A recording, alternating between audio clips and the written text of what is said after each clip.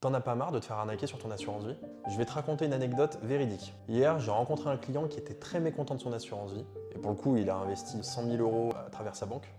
Ils lui ont pris 5% de frais d'entrée. Ils ont rajouté 1% de frais d'arbitrage, 1% de frais de gestion. Et tout ça en gestion pilotée. Et au final, 5 ans après, on a regardé son contrat, il lui restait 94 000 euros. Et donc clairement, si tu es dans le même cas, c'est clairement le genre de contrat à fuir et à remplacer immédiatement.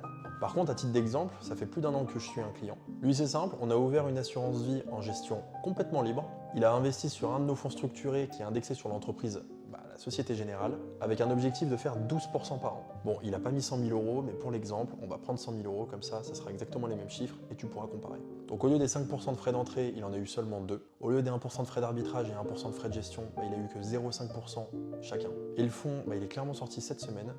Donc en plus de récupérer ces 98 000 euros qu'il a investis, parce que oui, on enlève les 2% de frais d'entrée, il a généré 12%, soit un peu plus de 11 000 euros. Bon, vu qu'il n'a pas fait de retrait, il va pouvoir réinvestir la totalité de ses intérêts. À ça, on va enlever les frais d'arbitrage et les frais de gestion, donc il faut compter à peu près 1 000 euros. Donc au total, on a réinvesti un peu plus de 108 000 euros sur 4 fonds bien diversifiés.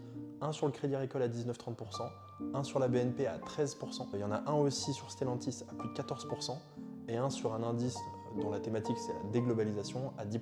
La moyenne de ces 4 fonds, il y en a à peu près pour 14%. Et donc là, sur cette deuxième année, on va viser un peu plus de 15 000 euros d'intérêt. Donc franchement, quand on compare les deux cas, il y en a un en 2 ans, il a perdu 6 000 euros, quand l'autre en 2 ans, il a fait 30 000 euros de plus. Et la cerise sur le gâteau, déjà notre client, il a un contrat ultra qualitatif dans une compagnie d'assurance avec une réputation excellente. Et pour sa clause bénéficiaire, elle a été extrêmement bien travaillée, comme ça répond au top à ses exigences de transmission de patrimoine. Et à mon sens, c'est ça, la gestion de patrimoine haut de gamme.